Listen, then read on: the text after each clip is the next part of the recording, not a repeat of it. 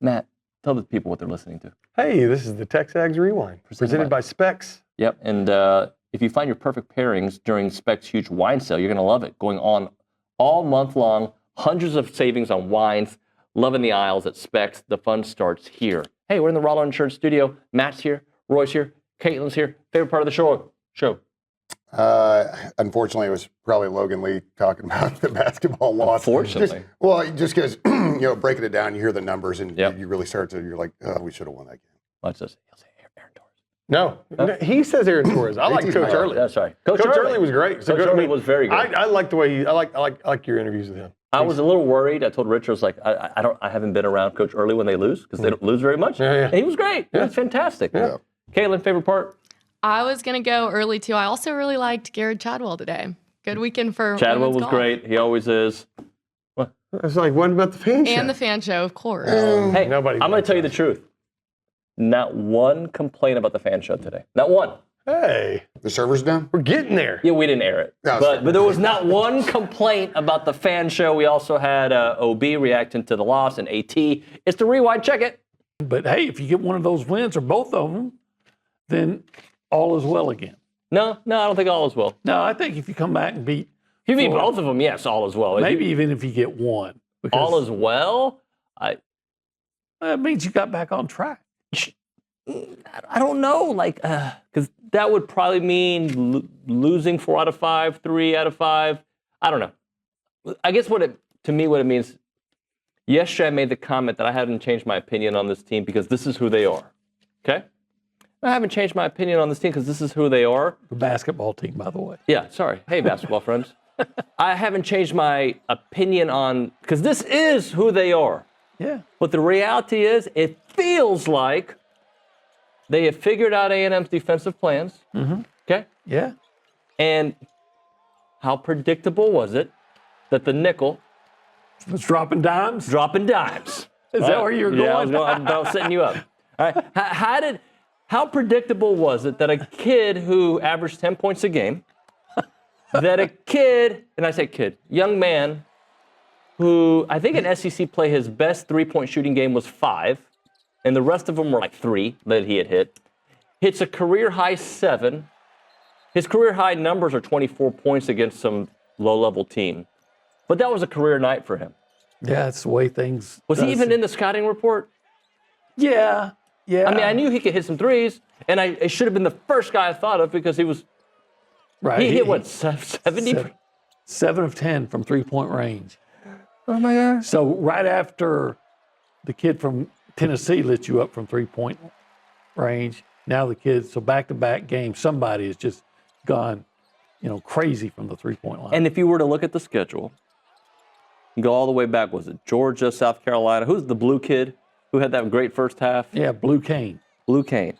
I think he had 14 points in the first half. He didn't do anything in the second half, but they have figured out the puzzle. All right, just keep passing until you find the open guy. Because he's going to be in the corner. He's going to be open, and he's going to hit the shot.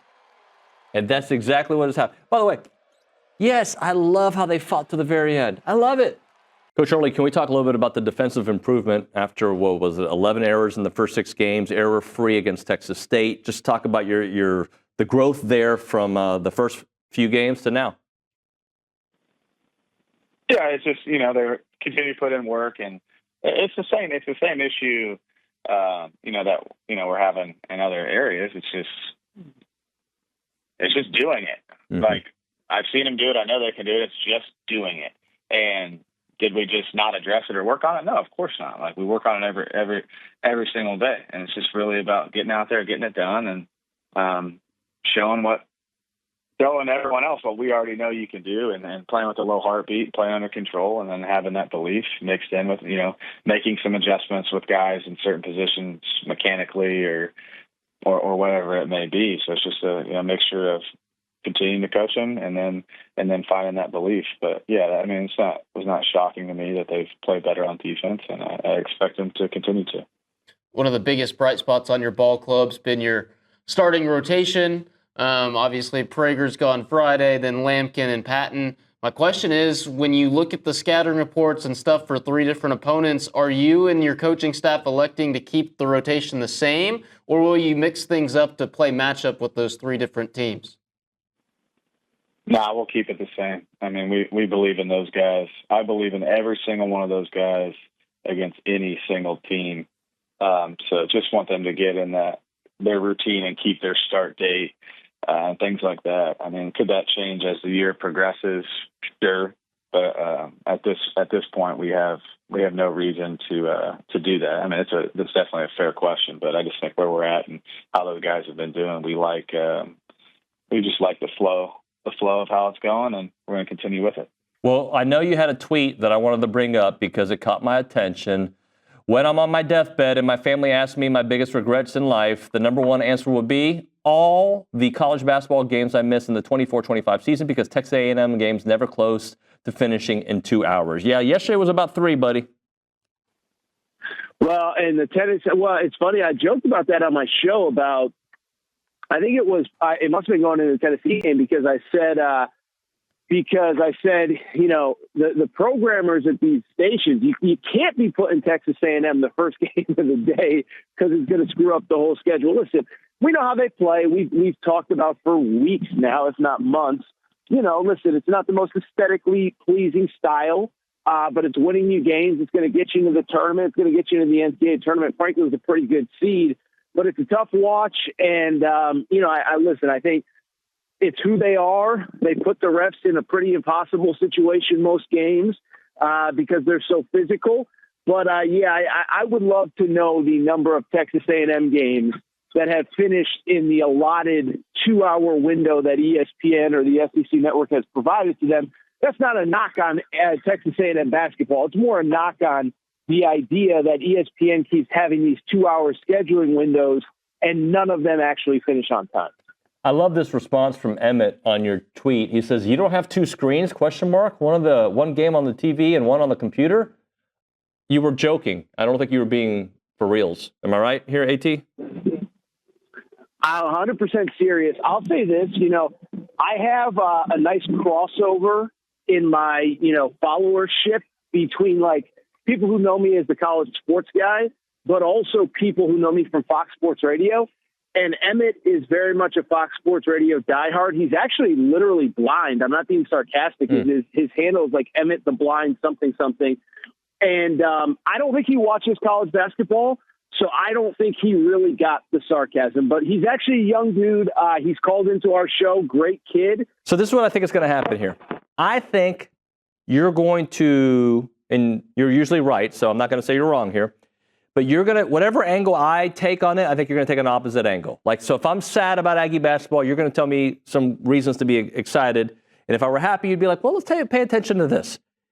I'm a little bit in an unknown territory with A&M because my opinion of them hasn't changed basketball-wise because I think this is who they are, right? They're good at what they're good and they're not good at what they're not good at.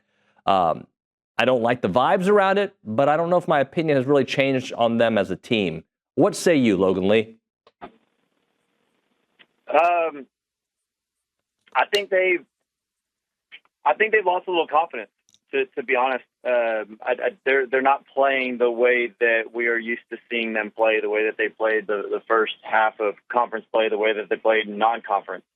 I think they in the last 3 games they've played undisciplined basketball, which is not the norm for them.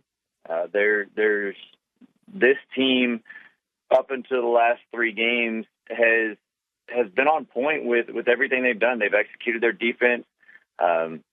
Whatever offense that they are running, they've been good at doing that, and they've been efficient, but they haven't been efficient the last 3 games on offense. And really, it's not even about the shot selection. It's about the carelessness with the basketball and the turnovers.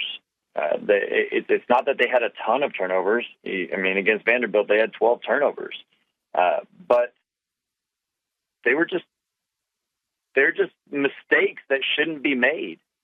That they could have probably had 5 out of those 12 turnovers they weren't forced errors. They were just errors and a lack of judgment and thinking, and that's what hurts your team.